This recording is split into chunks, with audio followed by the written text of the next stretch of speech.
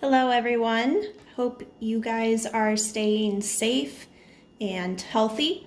I am doing well. I'm just a little bit under the weather, but nothing to worry about. Okay, so our first lecture is going to be on inverse trig functions. This is what we were going to learn if we were still at school. So this is 4.7.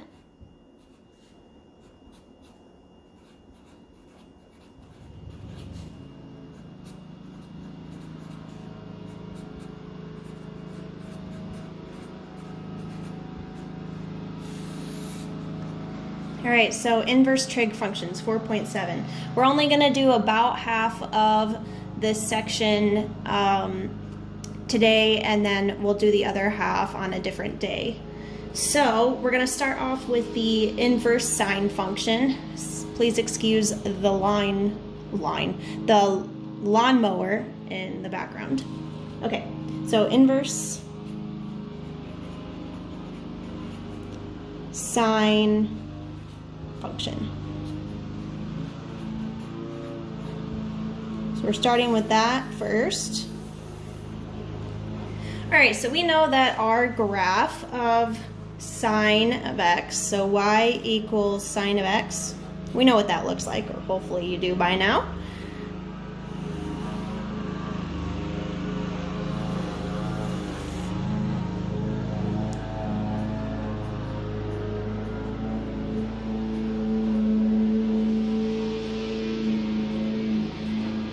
This is pi over 2, pi, 3 pi over 2, 2 pi, negative pi over 2, negative pi, negative 3 pi over 2, and negative 2 pi. This is 1, and this is negative 1. All right, so let me draw this with my fancy red marker. We've got a point here, point here, point here. There's a point down here and then here. So if we draw our graph, it'll look something like this. And if we continue it on this side, we'll have a peak here, here, there, and there.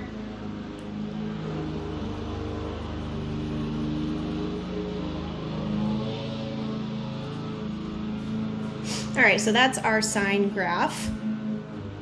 If we were to draw a horizontal line, horizontal is this way, right? Vertical, horizontal. If we were to draw a horizontal line between 1 and negative 1, so a horizontal line between here, right? This horizontal line would intersect the graph infinitely number of times. So if this graph just continues on, right, continues on and off the paper, and we draw this infinite horizontal line here, it's going to intersect the graph an infinite number of times. So 1, 2, and then over here it'll pass again at 3 and continue on. So what this means is that the sine function is not one-to-one.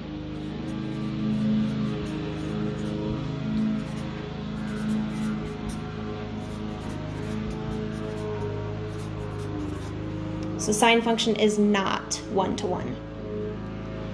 But if we were to restrict the domain to be only between negative pi over 2 and pi over 2, so if we said that, the function was only between these 2 points here, then every horizontal line that we would draw would intersect the graph only one time. So let me redraw that graph for you with the restricted domain.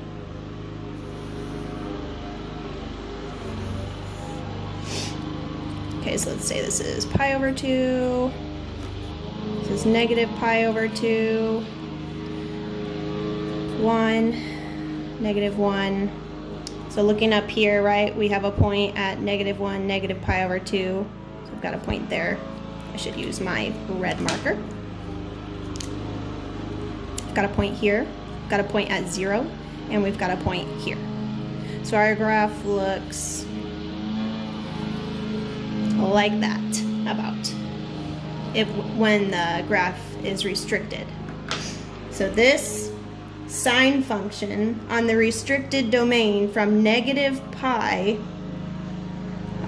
to pi over 2, every horizontal line that we draw through this would cross only one time, which means that on the restricted domain, so the sine function on the restricted domain from negative pi over 2 to pi over 2 has an inverse function. So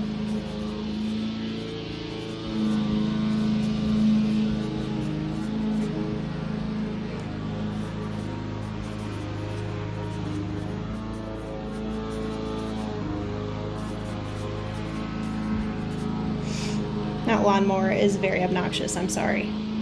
Domain from negative pi over 2 to pi over 2. So x is in between.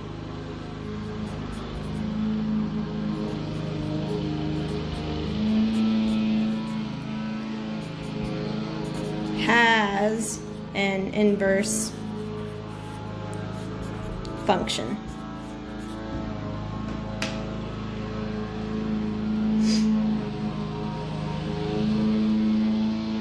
All right, so let's talk about what that inverse function is.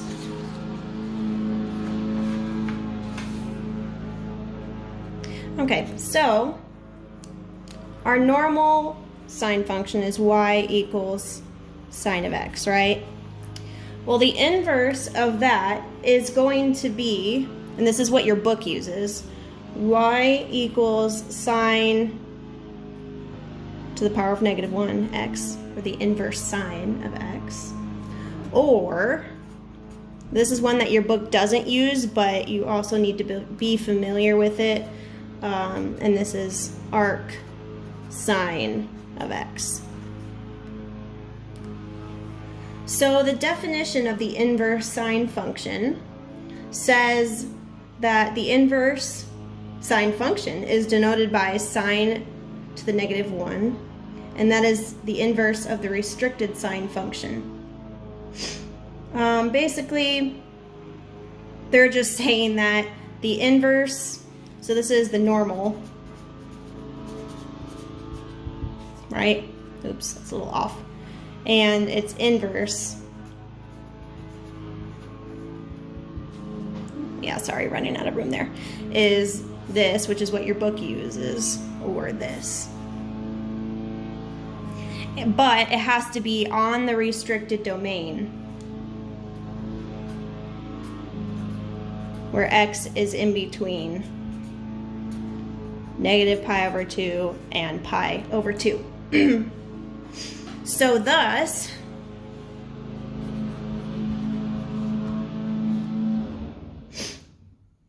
y equals the inverse sine of x means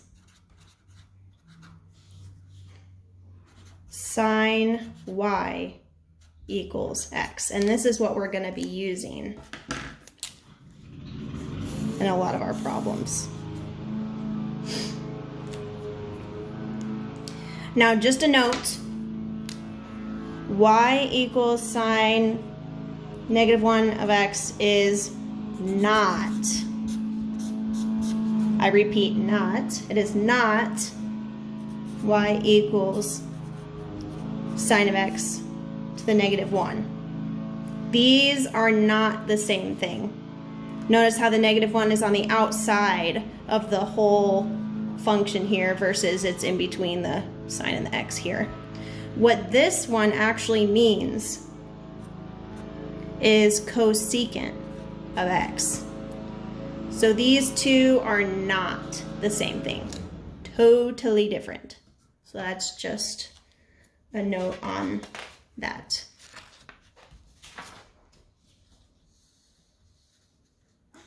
Okay, so one way you can graph the inverse sine of x. I'm just going to start a new piece of paper.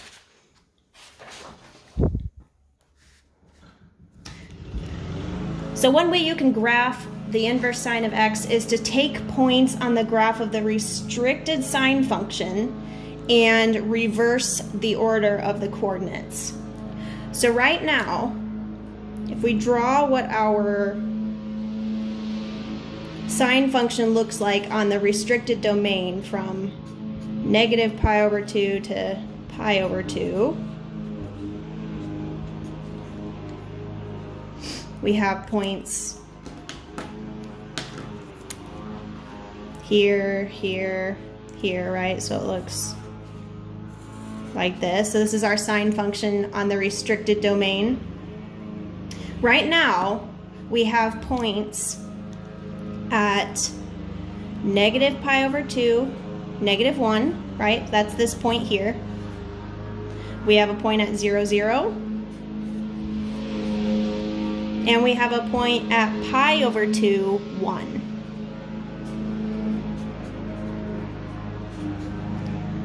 What you can do to get the graph of, so this is, let me write this down. This is the graph of the normal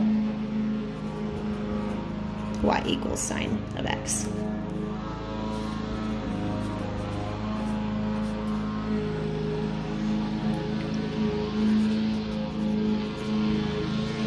What you can do to graph this new inverse function of sine is you're basically just going to switch the x and y numbers here, the coordinates. You're going to reverse them. So when you reverse these, x becomes y and y becomes x, okay?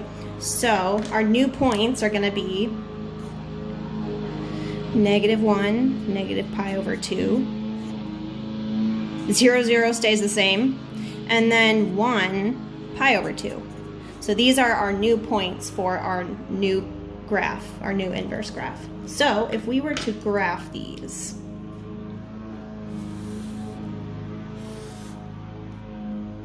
we'd have 1 here, negative 1 here.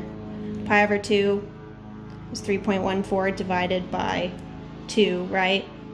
That's going to be a little bit bigger than 1.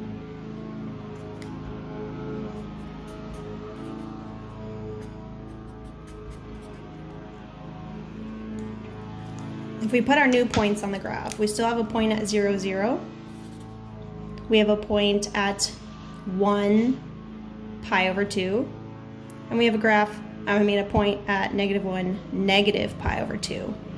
And if we were to connect these dots here, that is the graph of the inverse sine of x on the restricted domain.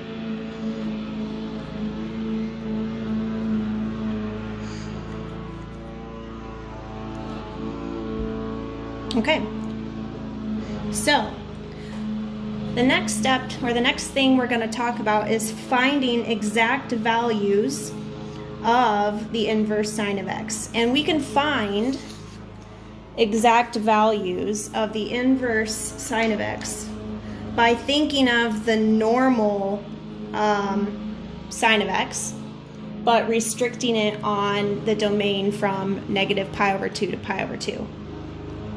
So if we think about our unit circle, let me put the unit circle out here. Okay, so this is the unit circle.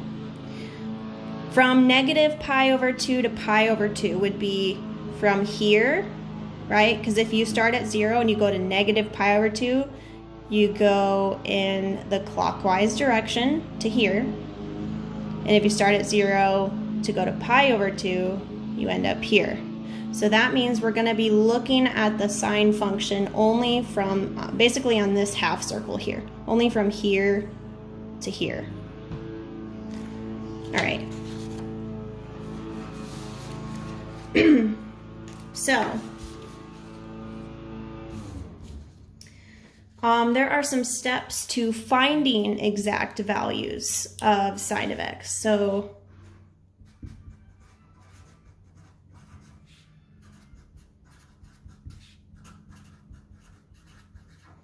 finding exact values of the inverse sine, of x. And these are the steps that they give you. One is to let theta, or your angle in radians, equal sine in the inverse sine of x. Step 2 is to rewrite theta equals the inverse sine of x as sine of theta equals x, where x is in between, or theta is greater than or equal to negative pi over 2 and less than or equal to pi over 2. And then 3, now your book says to use the exact values in table 4.7. So if you have your books, table 4.7, I'm not sure what page that is on it. I don't have it written down, but table 4.7 gives you all the values for sine of theta. But you guys should already know that because you had to know the unit circle. So knowing your unit circle will help you a lot in this case. So instead of number 3 being use the exact values in table 4.7, I'm just going to say use the unit circle values.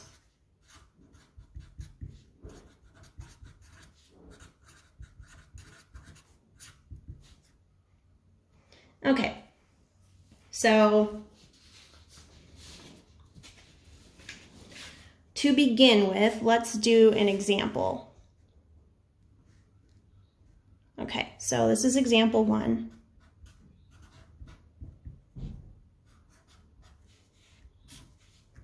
And it says, find the exact value of the inverse sine of root 2 over 2. Okay, so according to these steps up here, our very first step, or the first thing that we're going to do, is we're going to let theta equal the inverse sine of x. So theta equals the inverse sine of root 2 over 2.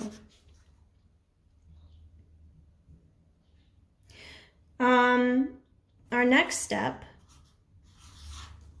is to rewrite theta equals the inverse sine of x as sine theta equals x, where theta is in between negative pi over 2 and pi over 2. Okay, so we're now going to rewrite this as sine theta equals root 2 over 2. Hopefully by this step, you're starting to look at this and realize that you might know what this is. So root 2 over 2.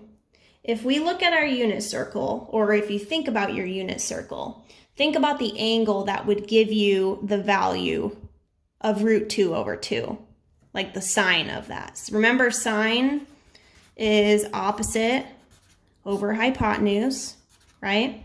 So that means that this value here, we use different colors. This value is the opposite value. And this value is the hypotenuse. And because it's positive, and because we are on a restricted domain, that means the angle can only be in quadrant 1 or quadrant 4. If it were in quadrant 4, our value should be negative. So it's not in quadrant 4. That means it's got to be in quadrant 1. Okay. Now step 3 is to use the unit circle values to solve. So that's what we're doing here. Okay, so opposite is root 2, and the hypotenuse is 2. The tricky thing about this one is that, sorry, that was my dog, because now we know with 45, 45, 90 triangles, it's 1 root 2, right? If we were to take the sine of 45, we would get 1 over root 2.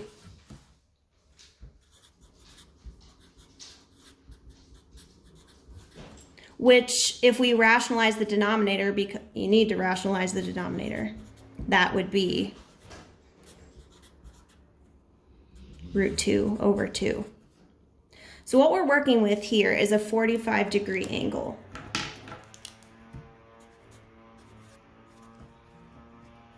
Or, if this is still something you're struggling with a little bit, you can look at your unit circle.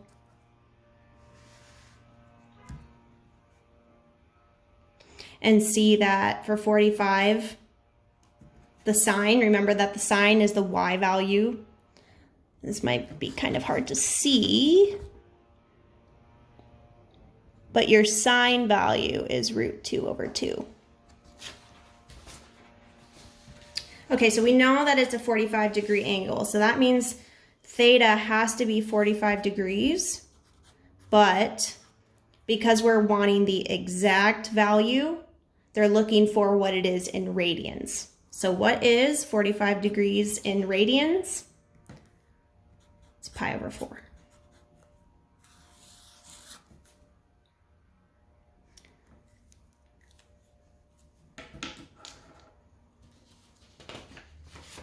Okay, let's do another problem.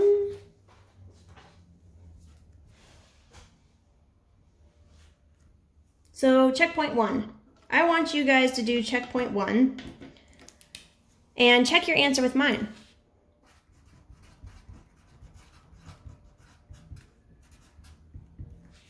So it says find the exact value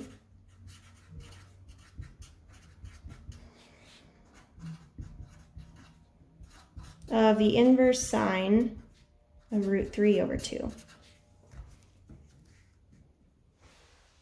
So go ahead and pause the video and do the problem on your own, and then start playing it again once you've figured it out, and check your answer with mine. All right, so our first step is to write theta equals the inverse sine, of root 3 over 2. Now we rewrite this as sine of theta equals root 3 over 2. And this is, remember, with sine, this is in between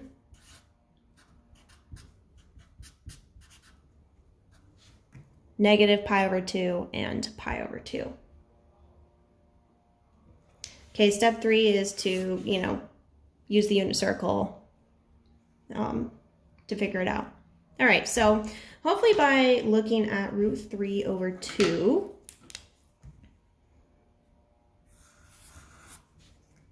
you may have already started beginning to think, what angle could this be?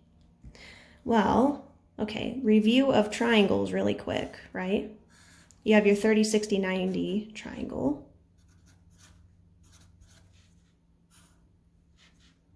Oops. I'll just switch it around, I guess.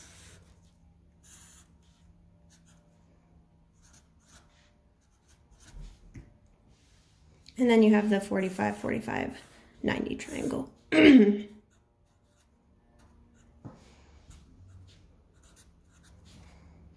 Okay, across from the 30 we know is 1. Across from the 60 we know is root 3. And then 2 is our hypotenuse. For this one, 2 is still our hypotenuse. Across from the 60 is root 3. Across from the 30 is 1. Okay, so these are the 3 different triangles we're looking at here. So our angle has to be, or the sine of our angle, remember sine is opposite over hypotenuse, has to be root 3 over 2. So this is opposite over hypotenuse. So some angle has to be, across from it has to be root 3, and the hypotenuse has to be 2. Well, which one of these is it? Well, it's not this one, right? Across from our angle here is 1, so it's not that one. Now if you notice here on this one, across from the 60 is root 3, that's our opposite, and the hypotenuse is 2. So that means what we're working with here is a 60-degree angle, but once again, they want us to find the exact value, which means they want it in radians. This is positive, so we know it's in the first quadrant, and 60 degrees is pi over 3 in radians.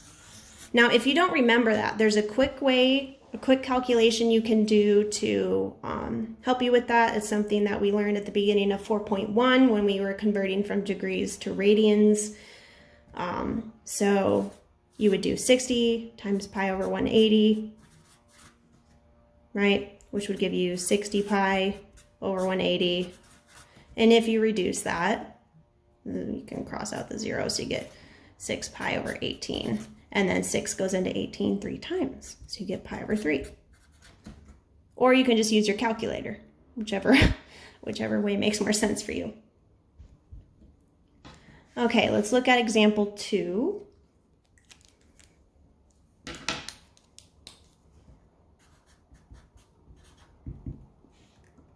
So this says find the exact value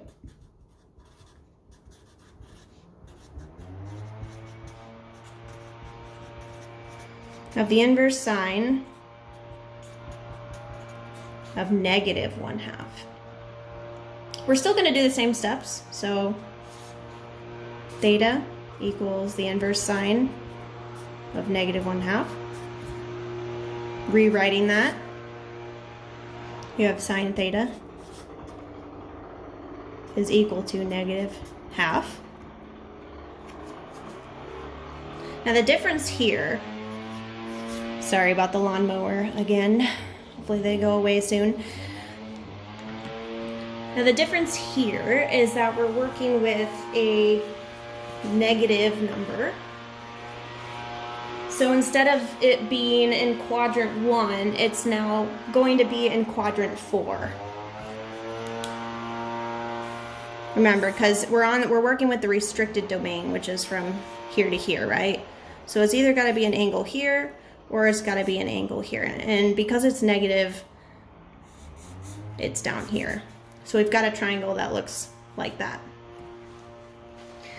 All right, so what would give you -1/2? What triangle? Well, looking back up these, even though I crossed them out, sine, once again, is opposite over hypotenuse. So across from this angle has got to be 1 or -1, and the hypotenuse has to be 2. So that means the angle or the triangle that we're working with is a 30-degree. The angle we're working with is 30 degrees, because across from the 30 we have a 1. So that's opposite of 30. And then the hypotenuse is 2. So that means it's a 30-degree angle, but in quadrant 4. So our triangle looks like this, where this across from the 30 is -1, this is the hypotenuse 2, and this is root 3. Okay, so our angle is 30, but they want it in radians again.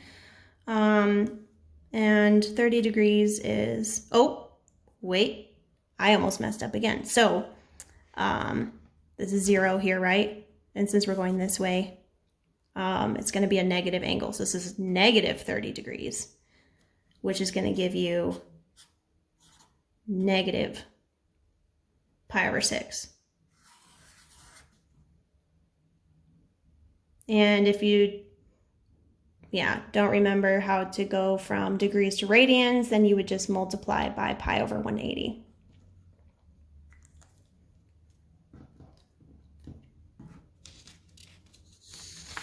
Okay, so I want you to do checkpoint 2.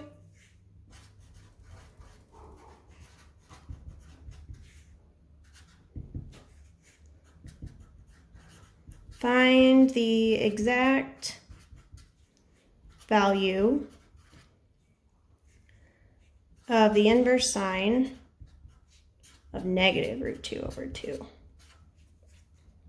Go ahead and pause the video, work it out on your own, and then go ahead and play it once you get the answer. All right, so first step is we write theta is equal to the inverse sine of negative root 2 over 2. We rewrite this. So sine of theta is equal to negative root 2 over 2. Now, what angle do you think we're working with here? If we have root 2 over 2, it's probably got to be a 45-degree angle, but because it's negative, it's probably a 45-degree angle in the fourth quadrant. If you're not sure where I'm getting these from, once again, your unit circle. We're looking at the y values for sine, and that means we want a negative root 2 over 2. Well, here, right there, I have a negative root 2 over 2, which is a, well, this says 315 degrees. That's if you went all the way around the circle. But if you start here and you go this way, it's negative 45 degrees. So negative 45 degrees is what we're working with.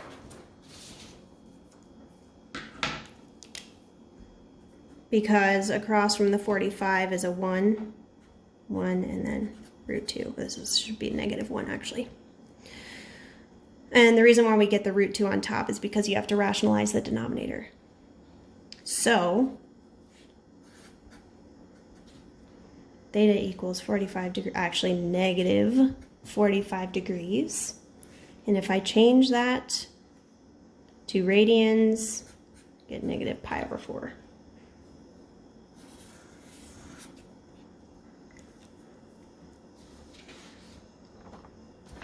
All right, so that was the inverse sine. Hopefully that made sense. You can always email me if you have questions, concerns, anything like that. Okay, so let's talk about the inverse cosine function.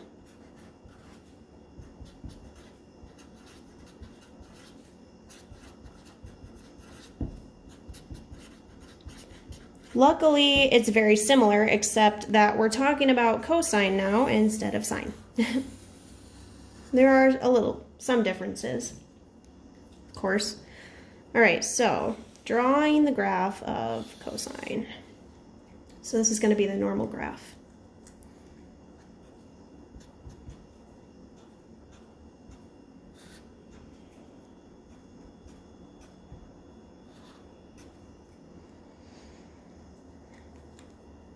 So this is pi over 2, pi, 3 pi over 2, 2 pi, negative pi over 2, negative pi, negative 3 pi over 2, negative 2 pi. All right, and we have points here, here, and then here, here, here.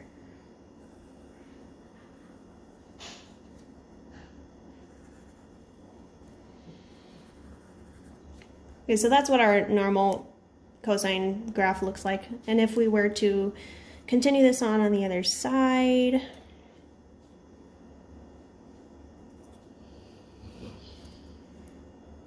it's not going to be perfect, but you get the idea.